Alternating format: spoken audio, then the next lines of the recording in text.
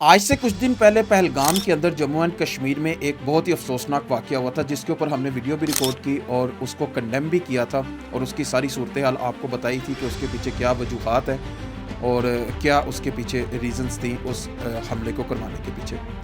अब उसी चीज़ को जवाज़ बनाकर 6 और 7 मई की शब को इंडियन आर्मी ने पाकिस्तान के ऊपर अटैक किया है डिफरेंट मिसाइल्स के साथ। लेकिन ये बात स्टार्ट करने से पहले मैं आपको ये बताता चलूँ कि अगर आपने सिर्फ़ और सिर्फ़ इंडिया के मीडिया को सुनना है तो आपका माइंड अच्छे तरीके से वॉश हो चुका है। आपको पता नहीं चलेगा सही क्या है या गलत क्या है। और अगर आप सिर्फ़ पाकिस्तानी मीडिया को सुनते हैं फिर भी आपको बात का पता नहीं चलेगा, क्योंकि दोनों मीडिया अपने अपने मुल्क को सपोर्ट करने के अंदर मसरूफ़ है।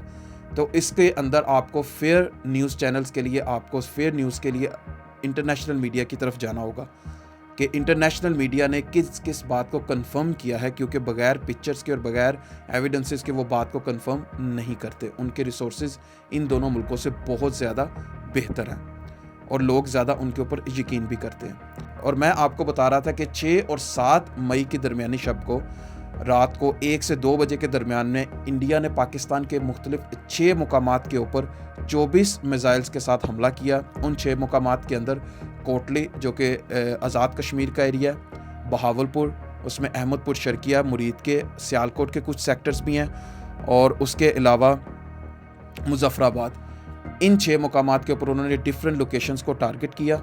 और जब लोकेशंस की तरफ देखा जाए तो इसके अंदर 4 मस्जिदें शामिल हैं जिसको स्पेसिफिकली टारगेट किया गया, जहां से ये पता चलता है कि ये अटैक एक पूरा प्री प्लान था। पहले से उनको पता था कि हमने मिसाइल कहां पे गिराना है। और इस मिसाइल गिरने की सूरत के अंदर अभी तक की जो इतलात हैं उसके मुताबिक 35 जो है वो हलाकतें हो चुकी हैं, जिसके अंदर 3 छोटी उम्र की बच्चियां शामिल हैं जिनकी उम्र 5 साल से कम है, और एक बच्ची ऐसी है जिसकी उम्र 6 साल है, और एक लड़की जो 16 साल की है, और बाकी कुछ औरतें इसके अंदर शामिल हैं और बाकी मर्द हजरात हैं। इनको इस मिसाइल के साथ जो है निशाना बनाया गया।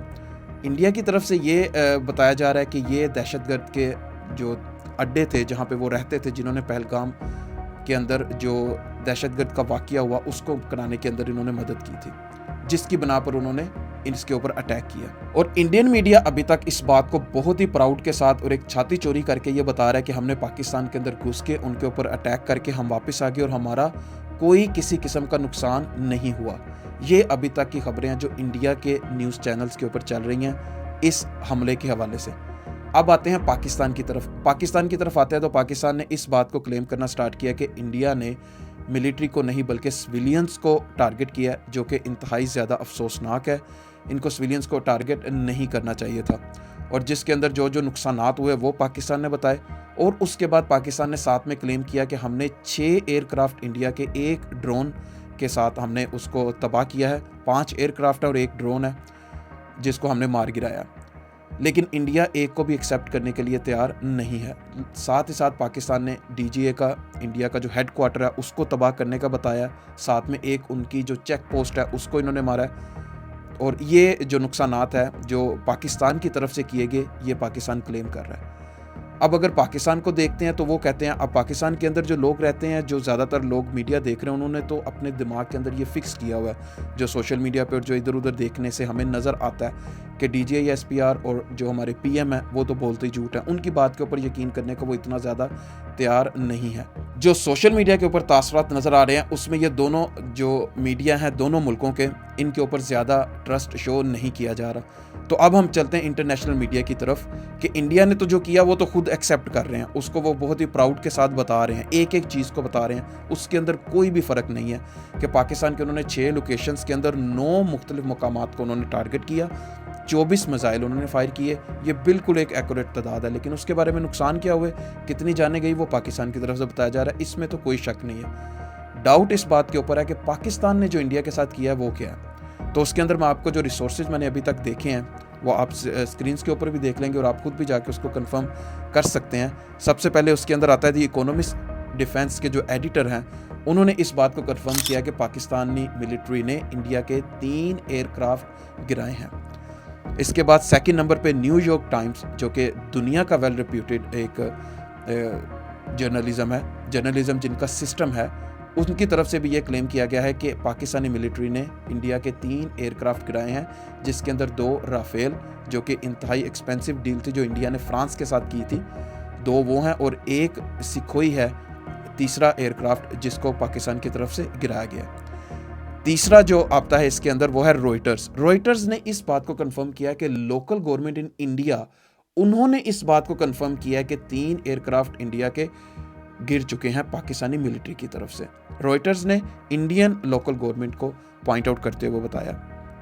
और चौथे नंबर पे देखा जाए तो जो हिंदू न्यूज़पेपर है, जो हिंदुस्तान में एक बहुत ही वेल रिप्यूटेड न्यूज़पेपर है, उसने अपनी न्यूज़पेपर के अंदर भी ये शाया किया है कि इंडिया के 3 एयरक्राफ्ट गिरे हैं। और 5वें नंबर पे आता है बीबीसी ने जो रिपोर्ट किया है, जिस तरीके के साथ बीबीसी ने कंफर्म किया, आप बीबीसी उर्दू के ऊपर भी उसको जाके कंफर्म कर सकते हैं, बीबीसी के प्लेटफॉर्म पे भी इस चीज़ को देख सकते हैं। उन्होंने बाकायदा लोकेशंस के साथ बताया कि एक एयरक्राफ्ट इंडिया का जो कि जम्मू के अंदर और एक बठिंडा के अंदर गिराया गया, और पहलगाम के पास एक क्रेन को जहाज़ का मलबा उठा के भी जाते हुए देखा गया। ये बातें कंफर्म की हैं बीबीसी ने, यानी बाकियों ने तो ये कंफर्म किया कि 3 एयरक्राफ्ट गिरे हैं, लेकिन बीबीसी ने एक कदम आगे बढ़ के बताया कि उसके अंदर मलबे को भी मूव करते हुए देखा गया है। तो ये इंटरनेशनल मीडिया जो कि 3 एयरक्राफ्ट को बिल्कुल 100% प्रूव कर रहा है कि वो गिराए गए हैं, सबका सेम स्टेटमेंट है, सबकी सेम स्टेटमेंट है। लेकिन पाकिस्तान की तरफ से 6 कहा जा रहा है, लेकिन इंडिया की तरफ से कहा जा रहा है कि बिल्कुल भी कुछ नहीं है। और ये बात बिल्कुल भी जो समझने वाली नहीं है कि अगर इंडिया ये कहे कि पाकिस्तान की तरफ से कुछ भी नहीं किया गया। अब अगर देखा जाए इंतहाई, अगर आप एक अकल की नज़र से देखें, ना कि एक जज्बाती नज़र से, तो क्या हासिल हुआ है, क्या अचीव हुआ है। पहलगाम के अंदर जो मासूम लोगों को मारा गया, बहुत अफसोसनाक था। आपने यहाँ के आके छोटे बच्चों को, औरतों को भी साथ में मार दिया, क्या अचीव हुआ उसके बाद। आपको क्या लगता है ये काम रुक जाएगा इस तरीके से? एक दूसरे को मारने से, एक दूसरे को कुछ करने से बात हमेशा बढ़ती है। और इंडियंस को जो अभी बहुत ज़्यादा सेलिब्रेट कर रहे हैं, जो नेगेटिव माइंड रखते हैं, मैं उनसे बात कर रहा हूँ। जो अच्छी बात कर रहे हैं उनसे मैं बिल्कुल भी मुखातिब नहीं हूँ।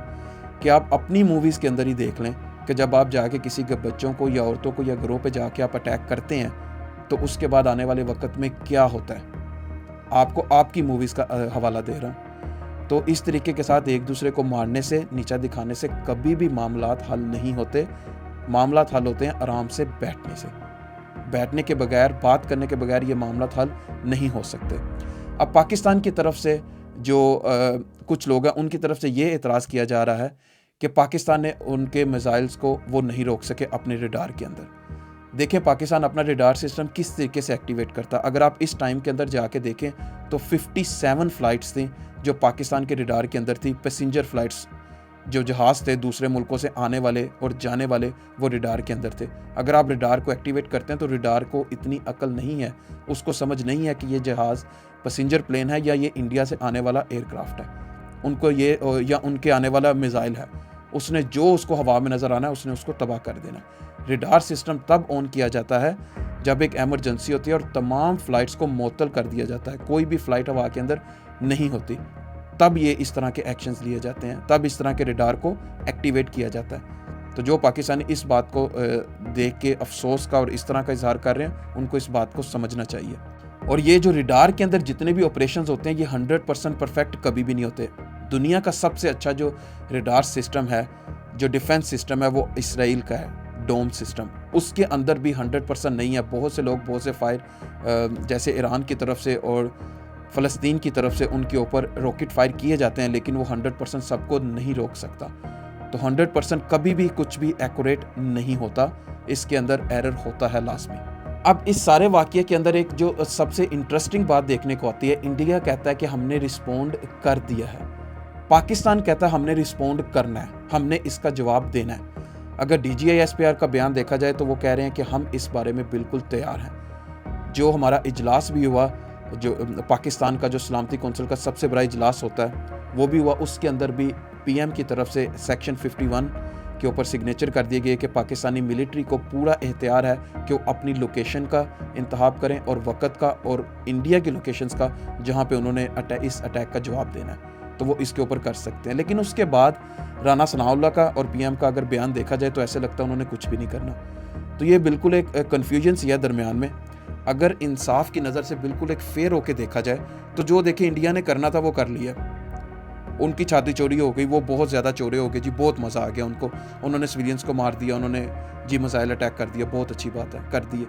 पाकिस्तान ने अगर ये बात जो इंटरनेशनल मीडिया ने कंफर्म की है और जो पाकिस्तान की तरफ से कंफर्म्ड है, अगर इन्होंने ये काम किया है, अगर ये इंडिया का इतना नुकसान कर चुके हैं, तो मेरे ख्याल से ये बात यहाँ पे ख़त्म हो जानी चाहिए। इस बात को आगे नहीं जाना चाहिए, मज़ीद किसी किस्म की जानें नहीं गिरनी चाहिए। अब इस बात को अगर कोई जज्बाती किस्म का और एक कम अकल किस्म का बंदा देखेगा तो वो कहेगा कि ये कैसे हो सकता है, उन्होंने बंदे मार दिए, उन्होंने ये कर दिया। देखिए, बात को एक जगह के ऊपर रुकना होगा। जो पाकिस्तान ने भी इंडिया का नुकसान किया वो छोटा नुकसान नहीं है, जो इंटरनेशनल मीडिया की तरफ से भी कंफर्म किया जा रहा है कि ये नुकसान हुआ है।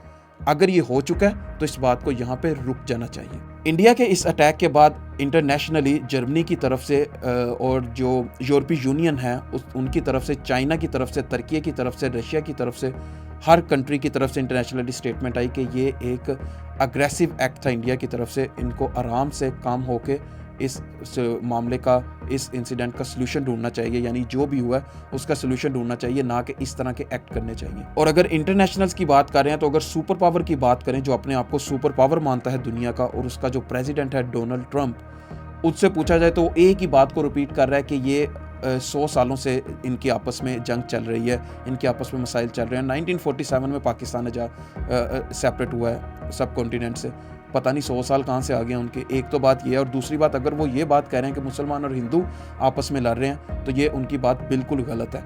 क्योंकि मुसलमान और हिंदू अगर लड़े होते, पाकिस्तान में जो हिंदू हैं वो उसके ऊपर अटैक कर देते, और जो मुसलमान हिंदुस्तान के अंदर हैं, हिंदू जो हैं वो उनके ऊपर अटैक कर देते। तो इस तरह का तो बिल्कुल कुछ नहीं हुआ। ये मज़हब की लड़ाई बिल्कुल नहीं है, ये लड़ाई सिर्फ और सिर्फ एक दूसरे को नीचा दिखाने की और अपनी ज़ाती मफाद की लड़ाई है, क्योंकि इन दोनों के अंदर एक ज़ाती मफाद नज़र आता है। अगर आप इंडिया की तरफ देखें तो जो उनके पीएम हैं नरेंद्र मोदी, उनके 2 इलेक्शन है 2 हलकों के अंदर, अगर वो हार जाते हैं तो अखलाकी तौर पे वो वहाँ पे प्राइम मिनिस्टर नहीं रहते। और हमेशा उन्होंने अपनी रेप्यूट को अच्छा करने के लिए पाकिस्तान के ऊपर इस तरह का अटैक करके या इस तरह की कोई चीज़ करके उन्होंने इज्जत ली है, क्योंकि इन दोनों मुल्कों ने एक नफ़रत फैलाई हुई है जो कि आज तक बढ़ती चली जा रही है, कम कोई भी नहीं हो रही। और पाकिस्तान की तरफ से अगर देखा जाए तो जो इंडियन लोग क्लेम कर रहे हैं, मैं साथ में आपको पिक्चर भी दिखा रहा हूं, जो इन्होंने जो इंडियन एक रिटायर्ड आर्मी ऑफिसर हैं, उन्होंने ये क्लेम किया है कि जो पाकिस्तान के अंदर चीफ ऑफ आर्मी स्टाफ हैं सैयद हाफिज़ मुनीर, उनको अक्टूबर के अंदर उन्होंने रिटायर होना है, लेकिन वो अपनी सर्विसेज को मेंटेन करने के लिए ये कर रहे हैं और पाकिस्तान के अंदर अपनी रेप्यूट को बेहतर कर रहे हैं कि मैंने ऐसे इस तरह इंडिया के ऊपर अटैक किया, तो आर्मी चीफ को अभी एक्सटेंशन मिलनी चाहिए, ये उनकी तरफ से। और जो इंडियन प्राइम मिनिस्टर हैं उनको इलेक्शन जीतना और अपनी सीट को बचाना, ये पाकिस्तान की तरफ से क्लेम किया जा रहा है। और अगर देखा जाए तो यहाँ पे मैं राहत अंदूरी का एक शेर मैं ऐड करूँगा, अगर आप ये शेर सुने। सरहदों पर बहुत तनाव है क्या? सरहदों पर बहुत तनाव है क्या? अरे कुछ पता तो करो। चुनाव है क्या? खौफ बिखरा है दोनों समतों में, तीसरी समत का दबाव है क्या? जी, तो आपने ये शेर सुना है कि आपस में इनके ज़ाती मफाद जो हैं ये उनके लिए ये जंग है। और तीसरी ताकत जो आखिरी मिसरे के अंदर, आखिरी सेंटेंस के अंदर इस शायर ने बोली, वो ये थी थर्ड कुव्वत के हवाले से। देखिए, डोनाल्ड ट्रंप ने जिस तरीके के साथ इस बात को रिएक्ट किया है कि अब जितनी कम अकल उन्होंने बात की है, यहाँ से तो साफ पता चलता है यहाँ तो उनको इस हवाले से कुछ पता ही नहीं है, यहाँ तो उनको हिस्ट्री का कोई नॉलेज ही नहीं है, और यहाँ उनको पता था पहले से कि ये होना है। इसके अंदर ये 2 बातें हैं, तीसरी इसके अंदर कोई ऑप्शन नज़र नहीं आती। तो लिहाजा ये एक बहुत बड़ा ड्रामा है जो दोनों तरफ से लगा के दुनिया को तमाशा दिखाया जा रहा है, और दोनों तरफ के अंदर से इसको एक मामले को जैसे जल्दी के ऊपर तेल छिड़कने के मुतरादिफ है दोनों मीडियाज़ की तरफ से, और इस बात को सिर्फ और सिर्फ बढ़ाया जा रहा है। लेकिन मैं इस बात के ऊपर ये बात कहूँगा, अगर आप खुद भी देखें तो आप भी खुद भी इस बात को समझ जाएंगे कि इंडियन मीडिया ने बहुत ज़्यादा हाइप क्रिएट की अपनी गवर्नमेंट के ऊपर। उन्होंने इतना प्रेशर डाल दिया कि, और गवर्नमेंट के हुक्म से, ये नहीं कि गवर्नमेंट के हुक्म के बगैर, इतना प्रेशर डाल दिया कि बगैर अटैक के वो नहीं रह सकते थे। अब वही प्रेशर पाकिस्तान के ऊपर है, लेकिन हासिल क्या हो रहा है? अचीवमेंट कुछ नहीं है ना। आपने मिसाइल गिराए, इन्होंने आपका नुकसान किया। अभी अगर पाकिस्तान अटैक करता है, डेफिनेटली आप उनका भी नुकसान करेंगे साथ में, क्योंकि जब कोई भी अटैक करने आता तो अपने आप को जो डिफेंड कर रहा होता है वो अगले का कुछ ना कुछ मारता ज़रूर है। तो उसके बाद क्या अचीवमेंट है? कुछ लोग आपने इधर मार दिए, अगर ये अटैक करते हैं तो कुछ लोग वहाँ पे मर जाएंगे। हासिल क्या हुआ? अचीवमेंट क्या है? इनाम क्या मिला? क्या सिर्फ चोरे होकर चलना है बस? दुनिया तरक्की कर रही है, दुनिया आगे की तरफ जा रही है। यूरोपीय यूनियन की हिस्ट्री जाके देखें, यूरोप के कंट्रीज़ ने एक दूसरे को कितना काटा है, कितना मारा है मज़हब के नाम पर और एक दूसरे के ईगो के नाम पे। और जब से नेटो फोर्स बनी है, जब से वो एक होके बैठे हैं, दुनिया के अंदर एक मिसाल है। ये पाकिस्तान और इंडिया के नौजवान जिनका ख्वाब होता है कि हमने इस मुल्क के अंदर आना है, और वो अपनी मेहनत करते हैं और अपना एक गोल बना के चलते हैं कि हमने उस मुल्क को छोड़ के यहाँ पे आना है। दोनों मुल्कों के नौजवान पूरी दुनिया के अंदर सबसे ज़्यादा आपको नज़र आएंगे दूसरों के कामों को आसान करते हुए, दूसरों को तरक्की देते हुए। और इन लोगों का क्या काम है? सिर्फ आपस में लड़ रहे हैं, हाइप क्रिएट कर रहे हैं, एक दूसरे की ईगो को हर्ट कर रहे हैं, एक दूसरे को नीचे दिखाने की कोशिश कर रहे हैं कि उसने अटैक कर दिया तो मैंने ये कर दिया। अभी जो ताज़ा तरीन खबरें आ रही हैं उसके मुताबिक ये बताया जा रहा है कि इंडिया ने अपने कंट्री के अंदर अटैक किया खुद। ये पाकिस्तानी मीडिया पे चल रहा है और उन्होंने इल्ज़ाम लगाया पाकिस्तान पे, और पाकिस्तानी मीडिया ये कह रहा है कि इंडिया अपने कंट्री में अटैक करके जवाज़ ढूंढ रहा है कि वो दोबारा पाकिस्तान के ऊपर अटैक करे, और इंडिया ये कह रहा है कि देखिए पाकिस्तान तो अटैक कर लिया, उन्होंने भी बदला ले लिया। कैसे यार, छोटे बच्चे हैं, कितना इन लोगों को बजट मिलता है, कितने इन लोगों की ट्रेनिंग्स हैं, कितना कुछ है इनके पास, लेकिन ये कुछ भी जो है बच्चों की तरह एक दूसरे के ऊपर अटैक करे। मारना है ना तो यार एक दफ़ा मारो फिर मुल्क ख़त्म कर दो, वो हो नहीं सकता। तो क्यों ऐसे? तरक्की कर लो आपस में, आराम से बैठ के बात कर लो। पहले जितनी जंगें हुई हैं वहाँ से आपने क्या लिया? जनरल यहिया की बात याद आती है, हमारे एक टीचर थे वो हमें बताया करते थे 1947 के अंदर जब ये फोर्सेस का आपस में अलहदा होने की बात हो रही थी, जब बाउंड्रीज आपस में डिसाइड हो रही थी, तो ये आर्मी वाले आपस में इनका कुछ बातचीत चल रही थी। तब जनरल यहिया ने कहा था कि आराम से, अभी सारी ज़िंदगी तुम लोगों ने आपस में लड़ना ही है, आराम से थोड़ा काम डाउन होकर चलो। उन्होंने बिल्कुल ठीक कहा था, इन्होंने इसी तरीके से लड़ते रहना। और इनको अगर लड़ाई इनकी देखें ना, और जिस तरीके से इल्ज़ामात लगाते हैं, जो कर रहे हैं, एक डॉग फाइट की तरह आपको नज़र आएगा। कोई मेरा नहीं ख्याल कि इंसानी लड़ाई नज़र आती है। लेकिन मैं इसके साथ साथ एक बात करता चलूँ कि पाकिस्तान की एयरफोर्स जिसने बहुत अच्छे तरीके के साथ पाकिस्तान को डिफेंड किया, और इससे पहले भी पाकिस्तान ने 4 राफेल तैयारे जो कि बिल्कुल लोडेड रॉकेट्स के साथ पाकिस्तान की तरफ भेजे थे, लेकिन रेडार सिस्टम की वजह से, उसके ब्लॉक होने की वजह से वो वापस चले गए। और अभी भी जो भी पाकिस्तान की तरफ से इंडिया को डैमेज मिलिट्री को दिया गया है, वो पाकिस्तान की एयरफोर्स की तरफ से ही दिया गया है। ये वो एयरफोर्स है जो कि इंतहाई ज़्यादा डिसिप्लिन्ड एयरफोर्स और दुनिया की बेहतरीन फोर्सेस में से एक है। इन्होंने ये साबित किया। उसकी वजह, ये ईमानदारी के साथ अपना काम करते हैं, ये सियासत के अंदर आके इंटरफेयर नहीं करते, ये लोगों को घरों से नहीं उठाते, ये किसी को नहीं मारते, इनका किसी के साथ कोई ताल्लुक नहीं है। ये सिर्फ़ और सिर्फ ईमानदारी के साथ अपना काम करते हैं। और इनकी अचीवमेंट है कि ये अपने जहाज़ खुद बनाते हैं, और जब से जहाज़ बनाने लगते हैं तब से ट्रेनिंग स्टार्ट करते हैं। इनको एक एक चीज़ का इल्म होता है, और इसके साथ साथ इनको जब ट्रेनिंग दी जाती है और ये सिखाया जाता है कि एक जहाज़ आपके पास और इतने जहाज़ों का आपने मुकाबला करना है, तो इनकी ट्रेनिंग और इनकी सब चीज़ें बहुत ज़्यादा अच्छी हैं जो कि उन्होंने साबित की है। और इस बात के ऊपर मैं अपनी बात को वाइंड अप करता हूँ कि दोनों मुल्कों को आराम से बैठ के बातचीत के साथ मसलों का हल करना चाहिए, और अगर कोई तीसरी पार्टी बीच में आती है तो उसको बिल्कुल एक अच्छे तरीके के साथ मामलात को सुलझाना चाहिए कि आराम से बैठें, जो बॉर्डर्स के ऊपर कशीदगी है इसको कम करें, आपस में आराम से बैठ के इन जो भी मामलात हैं इसका सलूशन ढूंढें, और आराम से ये ढूंढ सकते हैं। इसके अंदर कोई किसी किस्म का मसला नहीं है। लेकिन मैं एक बच्चे की वीडियो यहाँ पे काउंट करता चलूँ। एक बच्चे से, जो इंडियन बच्चा है, उससे इंडियन एक सहाफ़ी सवाल कर रहा था, और ये सोशल मीडिया पे काफ़ी वीडियो देखी जा रही है। उसने कहा पाकिस्तान जिंदाबाद, बच्चा कहता पाकिस्तान जिंदाबाद, कहता हिंदुस्तान जिंदाबाद, कहता पाकिस्तान को मारना नहीं चाहिए, कहता क्यों मारना है, वहाँ भी हिंदू और मुसलमान है, यहाँ पे भी हिंदू और मुसलमान है, तो क्यों मारे, सबको जीने का हक है।